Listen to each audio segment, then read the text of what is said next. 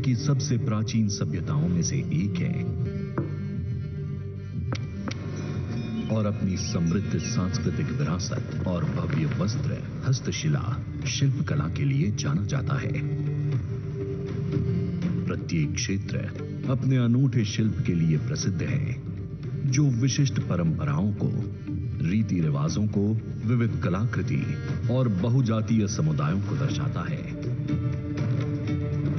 माननीय प्रधानमंत्री श्री नरेंद्र मोदी ने टेक्सटाइल इंडिया 2017 में भारत के शिल्प विरासत को एनलिस्ट करने के लिए एक क्लियर विजन रखा, जिसमें प्रत्येक क्षेत्र की स्पेशलिटी को दर्शाया जाए। India is a country with diverse culture, fashion and traditions. This diversity is clearly reflected in the clothing present in different regions. We should catalog and map our clothing diversity and clearly earmark strength and specialities of each state or a region.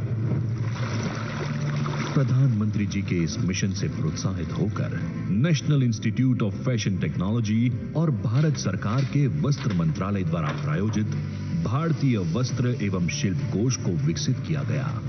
भारतीय वस्त्र एवं शिल्प कोष दुनिया भर में भारतीय वस्त्रों और शिल्पों को संरक्षित और बढ़ावा देने में मदद करने के लिए एक इंटीग्रेटेड सिस्टम के रूप में एक व्यापक डिजिटल एजुकेशन पोर्टल है, जो भारत के वस्त्रों और शिल्पों पर विशाल जानकारी से पूर्णतः युक्त होगा। पोर्टल में क्राफ्ट रजिस्ट्री, सांस्कृतिक कलाकृति अनुभाग, visual museum, research segment for information research जैसे विभिन्न खंड शामिल हैं। यह portal academia, students, designers, artisans, craft enthusiasts, craft businesses और आम जनता के लिए ज्ञान कोश के रूप में काम करेगा।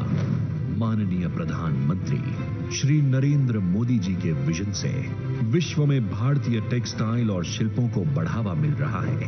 हम प्रधानमंत्री जी की इस पहल के लिए उनके आभारी हैं।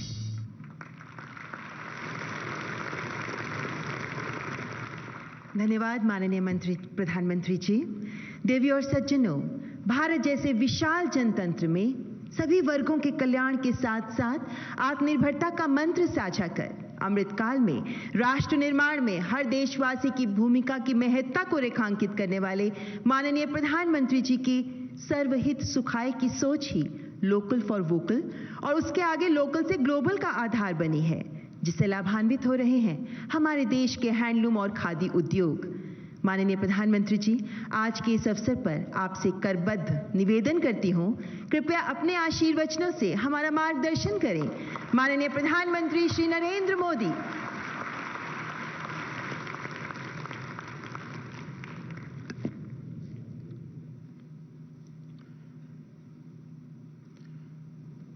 केंद्रीय मंत्रिमंडल के मेरे सहयोगी श्रीमान पीयूष गोयल जी,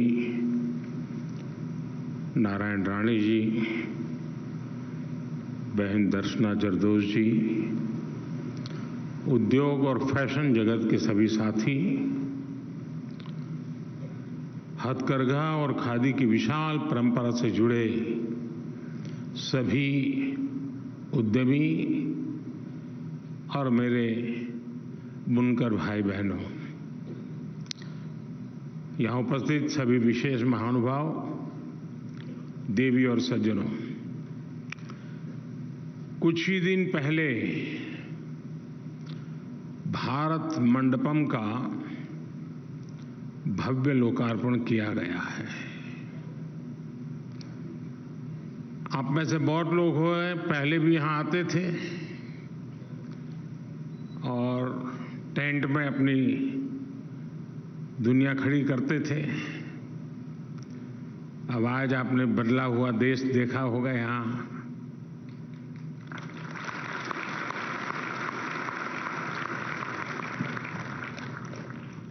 और आज हम इस भारत मंडपम में नेशनल हैंडलूम डे, राष्ट्रीय हथकरघा दिवस मना रहे हैं। भारत मंडपम की इस भव्यता में भी भारत के हथकरघा उद्योग की अहम भूमिका है। पुरातन का नूतन से यही संगम आज के भारत को परिभाषित करता है। आज का भारत लोकल के प्रति वोकल ही नहीं है, बल्कि उसे ग्लोबल बनाने के लिए वैश्विक मंच भी दे रहा है। थोड़ी देर पहले ही मुझे कुछ बुनकर साथियों से बातचीत करने का अवसर मिला है। देश भर के अनेकों हैंडलूम क्लस्टर्स में भी हमारे बुनकर भाई बहन दूर दूर से यहाँ आए हैं, हमारे साथ जुड़े हैं। मैं आप सभी का इस विशाल समारोह में हृदय से स्वागत करता हूं। मैं आपका अभिनंदन करता हूं। साथियों, अगस्त का ये महीना क्रांति का महीना है। ये समय आजादी के लिए दिए गए हर बलिदान को याद करने का है। आज के दिन स्वदेशी आंदोलन की शुरुआत हुई थी। स्वदेशी का ये भाव सिर्फ विदेशी कपड़े के बहिष्कार तक सीमित नहीं था, बल्कि ये हमारी आर्थिक आजादी का भी बहुत बड़ा प्रेरक था। ये भारत के लोगों को अपने बुनकरों से जोड़ने का भी अभियान था। ये एक बड़ी वजह थी कि हमारी सरकार ने आज के दिन को नेशनल हैंडलूम डे के रूप में मनाने का फैसला लिया था। बीते वर्षों में भारत के बुनकरों के लिए, भारत के हैंडलूम सेक्टर के विस्तार के लिए अभूतपूर्व काम किया गया है। स्वदेशी को लेकर देश में एक नई क्रांति आई है।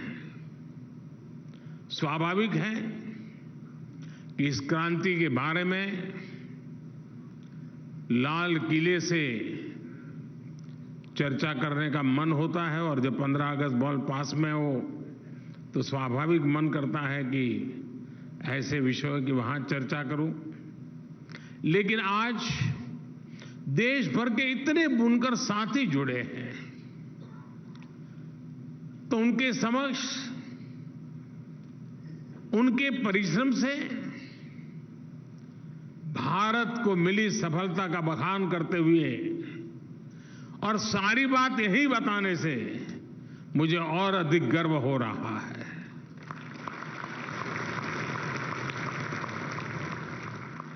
साथियों, हमारे परिधान, हमारा पहनावा हमारी पहचान से जुड़ा रहा है। यहां भी देखिए, भांति भांति के पहनाव, और देखते ही पता चलता है ये वहां से होंगे, वो यहां से होंगे, वो इस इलाके से आए होंगे। यानी हमारी एक विविधता हमारी पहचान है, और एक प्रकार से हमारी विविधता को सेलिब्रेट करने का भी ये अवसर है। और ये विविधता सबसे पहले हमारे कपड़ों में नजर आती है।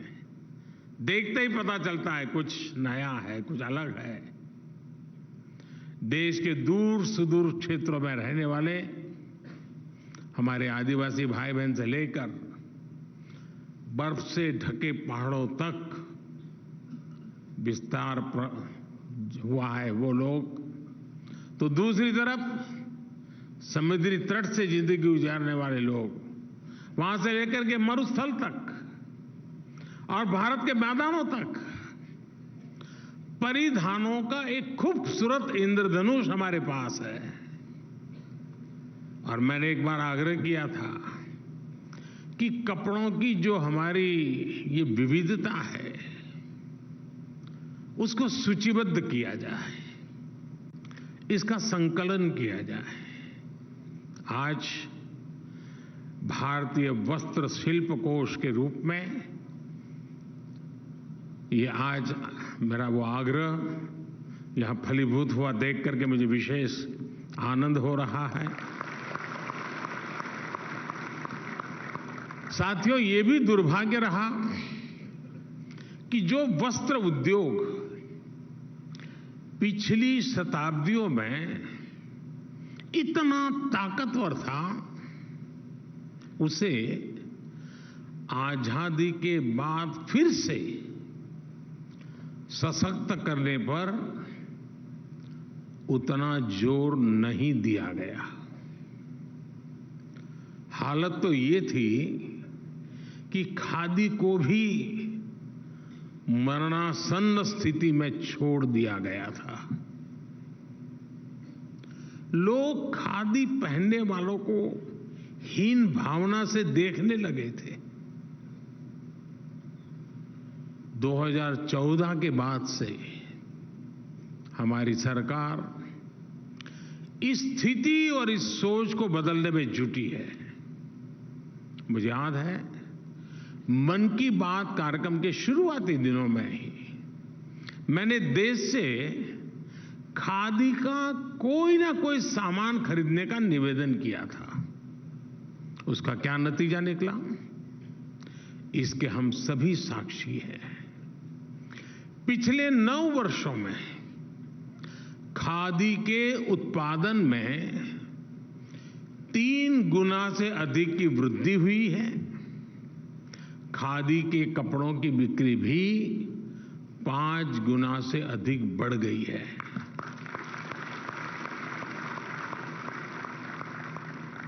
देश विदेश में खादी के कपड़ों की डिमांड बढ़ रही है। मैं कुछ दिनों पहले ही पेरिस में वहां एक बहुत बड़े फैशन ब्रांड की सीईओ से मिला था।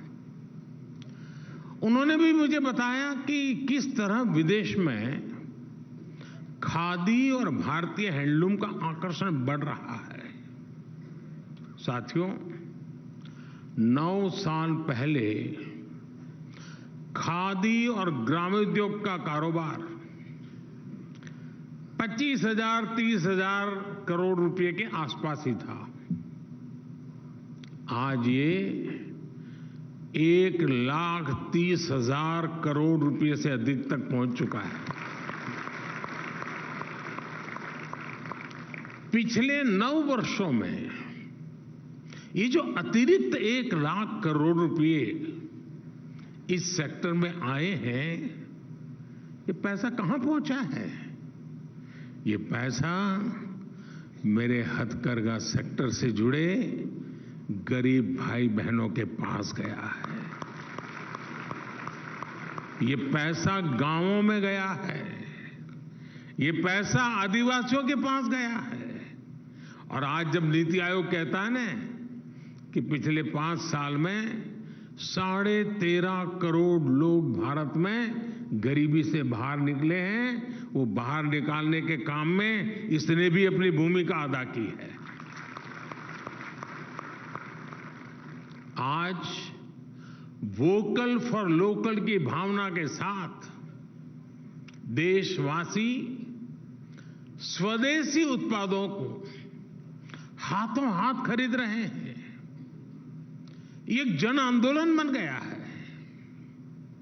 और मैं सभी देशवासियों से एक बार फिर कहूंगा, आने वाले दिनों में रक्षाबंधन का पर्व आने वाला है, गणेश उत्सव आ रहा है, दशहरा, दीपावली, दुर्गा पूजा, इन पर्वों पर हमें अपने स्वदेशी के संकल्प को दोहराना ही है।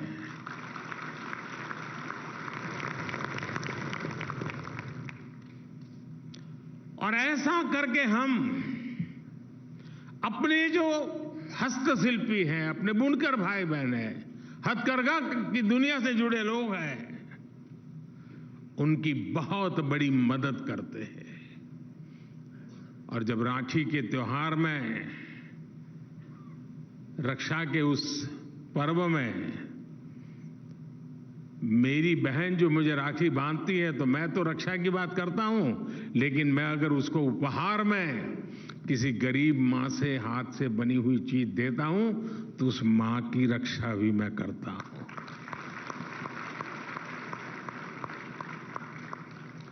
साथियों, मुझे इस बात का संतोष है कि टेक्सटाइल सेक्टर के लिए जो योजनाएं हमने चलाई हैं, वो सामाजिक न्याय का भी बड़ा माध्यम बन रही है। आज देश भर के गांवों और कस्बों में लाखों लोग हथकरघे के काम से जुड़े हैं। इनमें ज्यादातर लोग दलित, पिछड़े, पसमानदा और आदिवासी समाज से आते हैं। बीते 9 वर्षों में सरकार के प्रयासों ने न सिर्फ इन्हें बड़ी संख्या में रोजगार दिया है, बल्कि इनकी आय भी बढ़ी है। बिजली, पानी, गैस कनेक्शन, स्वच्छ भारत जैसे अभियानों का भी लाभ सबसे ज्यादा वहां पहुंचा है।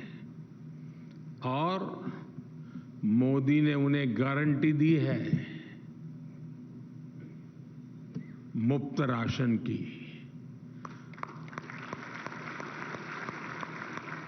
और जब मोदी गारंटी देता है, तो उसका चूल्हा 365 दिन जलता ही जलता है। मोदी ने उन्हें गारंटी दी है पक्के घर की। मोदी ने इन्हें गारंटी दी है 5 लाख रुपए तक के मुफ्त इलाज की। हमने मूल सुविधाओं के लिए अपने बुनकर भाइयों और बहनों को दशकों का इंतजार खत्म किया है। साथियों, सरकार का प्रयास है कि टेक्सटाइल सेक्टर से जुड़ी जो परंपराएं हैं, वे ना सिर्फ जिंदा रहे, बल्कि नए अवतार में दुनिया को आकर्षित करें। इसलिए हम इस काम से जुड़े साथियों को और उनकी पढ़ाई, प्रशिक्षण और कमाई पर बल दे रहे हैं। हम बुनकरों और हस्तशिल्पियों के बच्चों की आकांक्षा को उड़ान देना चाहते हैं। बुनकरों को बच्चों को स्किल ट्रेनिंग के लिए उन्हें टेक्सटाइल इंस्टीट्यूट्स में 2 लाख रुपए तक की स्कॉलरशिप मिल रही है। पिछले 9 वर्षों में 600 से अधिक हैंडलूम क्लस्टर विकसित किए गए हैं।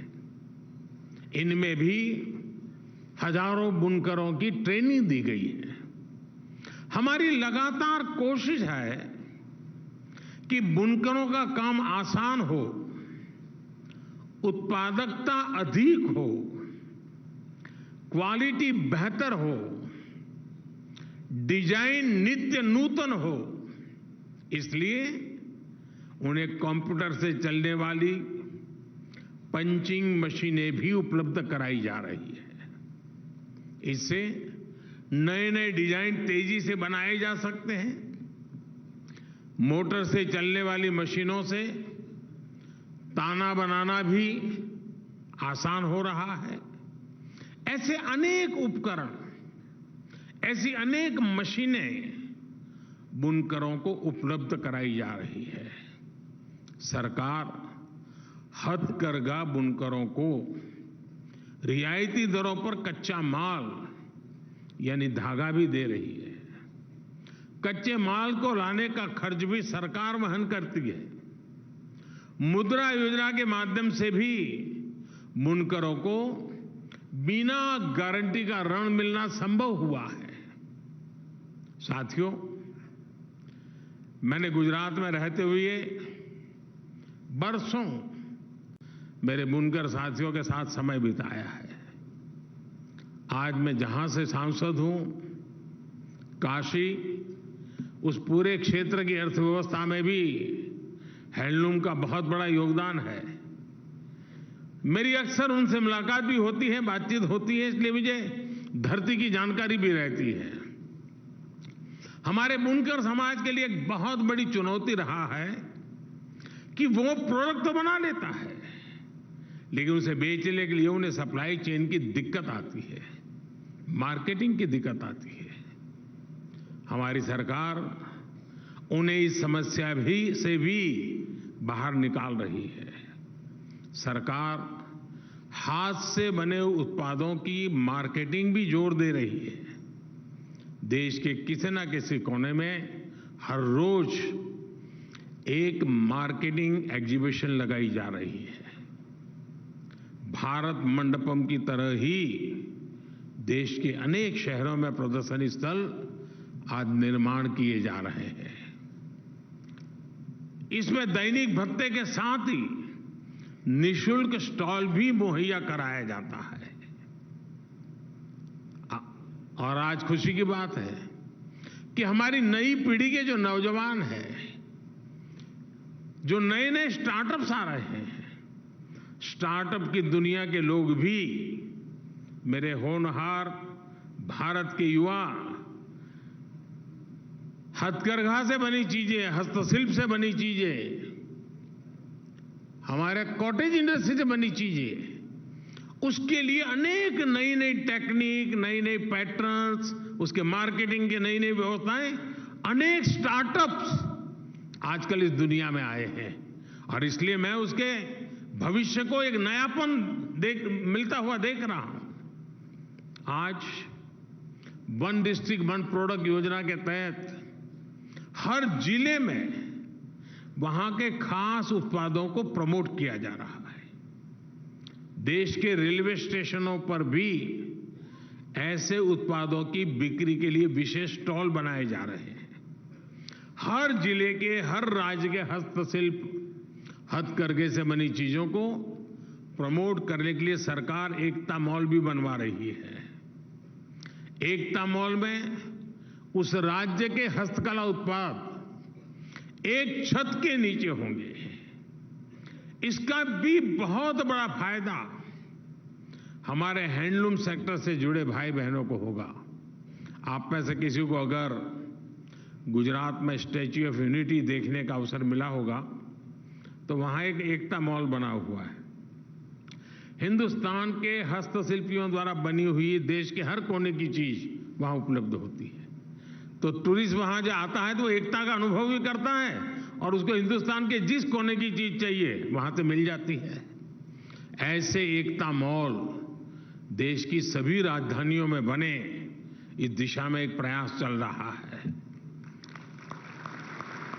हमारी इन चीजों का महात्म्य कितना है। मैं प्रधानमंत्री कार्यकाल में विदेश जाता हूं तो दुनिया के महानुभावों के लिए कुछ न कुछ भेंट सौगात ले जाना होता है। मेरा बड़ा आग्रह रहता है कि आप सब साथी जो बनाते हैं उन्हीं चीजों को मैं दुनिया के लोगों को देता हूं। उनको प्रसन्न तो करते ही हैं जब उनको मैं बताता हूं कि मेरे फलाने इलाके के फलाने गांव के लोगों ने बनाई है, तो बहुत प्रभावित भी हो जाते हैं। साथियों, हमारे हैंडलूम सेक्टर के भाई बहनों को डिजिटल इंडिया का भी लाभ मिले, इसका भी पूरा प्रयास है। आप जानते हैं सरकार ने खरीद बिक्री के लिए एक पोर्टल बनाया है, गवर्नमेंट ई मार्केट प्लेस, यानी जेम, GEM। जेम पर छोटे से छोटा कारीगर, शिल्पी, बुनकर अपना सामान सीधे सरकार को बेच सकता है। बहुत बड़ी संख्या में बुनकरों ने इसका लाभ उठाया है। आज हथकरघा और हस्तशिल्प से जुड़ी 2.25 लाख संस्थाएं जेम पोर्टल से जुड़ी हुई है। साथियों, हमारी सरकार अपने बुनकरों को दुनिया का बड़ा बाजार उपलब्ध कराने पर भी स्पष्ट रणनीति के साथ काम कर रही है। आज दुनिया की बड़ी बड़ी कंपनियां भारत के एमएसएमईज, हमारे बुनकरों, कारीगरों, किसानों के उत्पादों को दुनिया भर के बाजारों तक ले जाने के लिए आगे आ रही है। मेरी ऐसी अनेक कंपनियों के नेतृत्व से सीधी चर्चा हुई है। दुनिया भर में इनके बड़े बड़े स्टोर्स है, रिटेल सप्लाई चेन है, बड़े बड़े मॉल्स हैं, दुकानें हैं। ऑनलाइन की दुनिया में भी इनका सामर्थ्य बहुत बड़ा है। ऐसी कंपनियों ने अब भारत के स्थानीय उत्पादों को विदेश के कोने कोने में ले जाने का संकल्प लिया है। हमारे मिलेट्स, जिसको हम अब श्री अन्न के रूप में पहचानते हैं, ये श्री अन्न हो, हमारे हैंडलूम के प्रोडक्ट्स हो, अब ये बड़ी इंटरनेशनल कंपनियां उन्हें दुनिया भर के बाजारों में लेके जाएगी। यानी प्रोडक्ट भारत का होगा, भारत में बना होगा,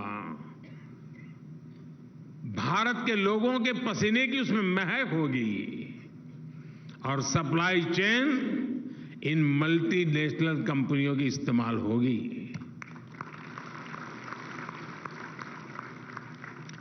और इसका भी बहुत बड़ा फायदा हमारे देश के इस क्षेत्र से जुड़े हुए हर छोटे व्यक्ति को मिलने वाला है। साथियों, सरकार के इन प्रयासों के बीच आज मैं टेक्सटाइल इंडस्ट्री और फैशन जगत के साथियों से भी एक बात कहूंगा।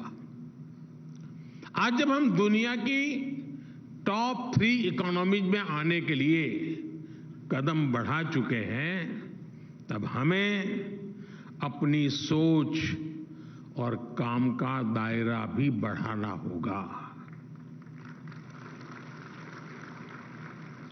हम अपने हैंडलूम, अपने खादी, अपने टेक्सटाइल सेक्टर को वर्ल्ड चैंपियन बनाना चाहते हैं, लेकिन इसके लिए सबका प्रयास जरूरी है।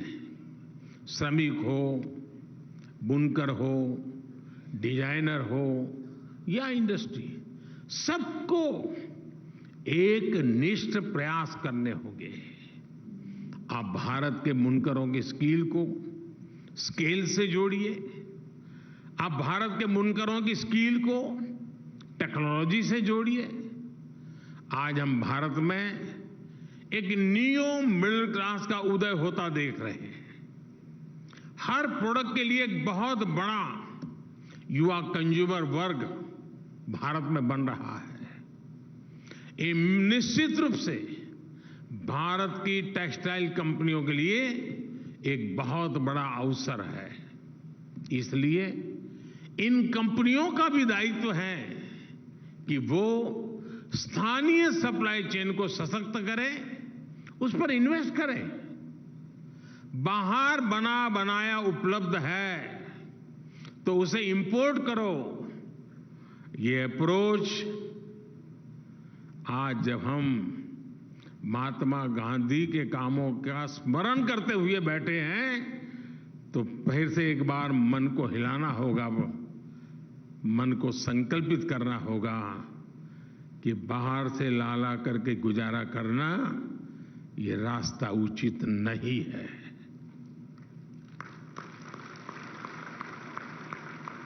इस सेक्टर के महारथी ये बहाने नहीं बना सकते कि इतनी जल्दी कैसे होगा, इतनी तेजी से लोकल सप्लाई चेन कैसे तैयार होगी। हमें भविष्य में लाभ लेना है तो आज लोकल सप्लाई चेन पर निवेश करना ही होगा।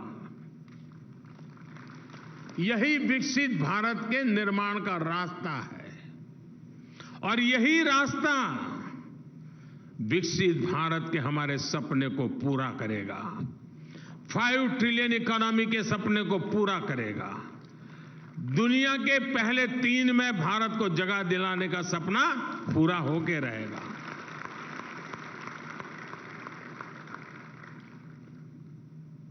और भावात्मक पहलू की ओर देखें तो इसी रास्ते पर चलकर हम अपने स्वतंत्रता सेनानियों के सपने को पूरा कर पाएंगे, स्वदेशी के सपने को साकार कर पाएंगे।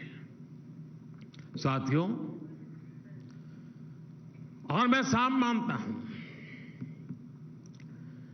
जो स्वाभिमानी होगा, जिसको स्व पर अभिमान होगा, स्वदेश पर अभिमान होगा, उसके लिए खादी वस्त्र है। लेकिन साथ साथ जो आत्मनिर्भर भारत के सपने बुनता है, जो मेक इन इंडिया को बल देता है, उसके लिए ये खादी सिर्फ वस्त्र नहीं, अस्त्र भी है और शस्त्र भी है।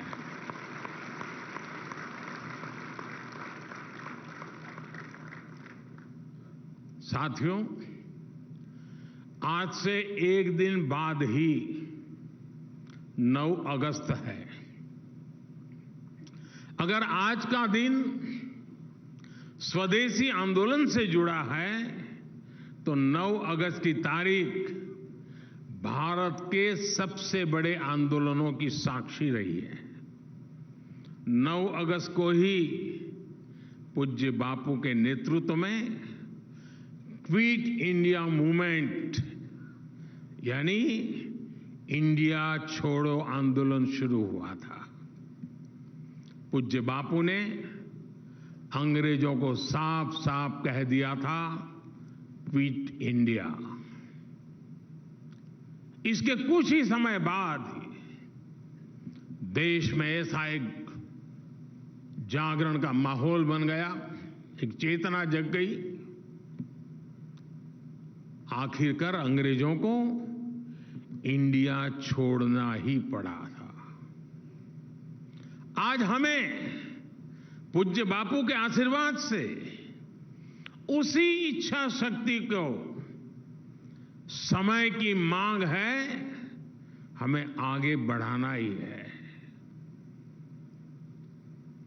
जो मंत्र अंग्रेजों को खदेड़ सकता था, वो मंत्र हमारे यहां भी ऐसे तत्वों को खदेड़ने का कारण बन सकता है।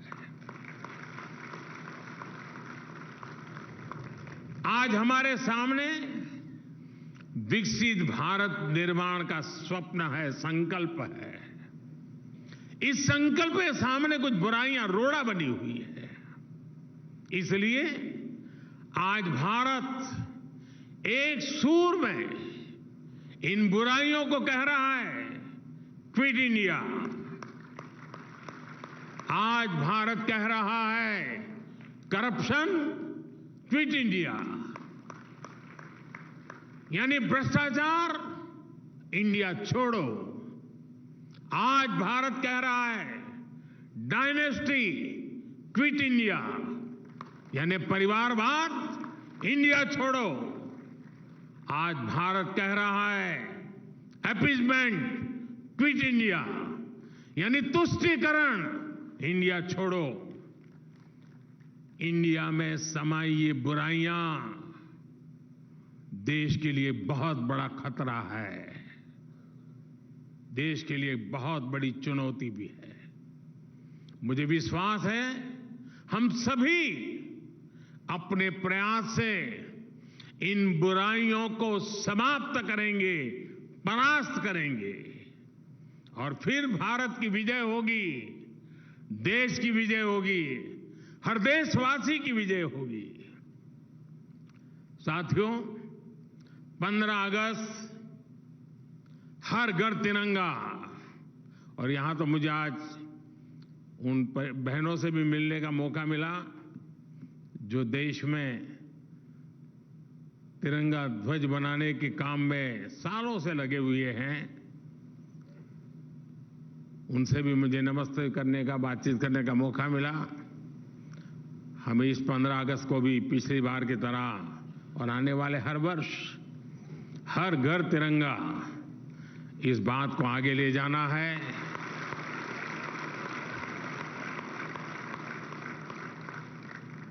और जब छत पे तिरंगा लहराता है ना, तो सिर्फ वो छत पे भी नहीं लहराता है, मन में भी लहराता है। एक बार फिर आप सभी को नेशनल हैंडलूम डे की बहुत बहुत शुभकामनाएं देता हूं। बहुत बहुत धन्यवाद।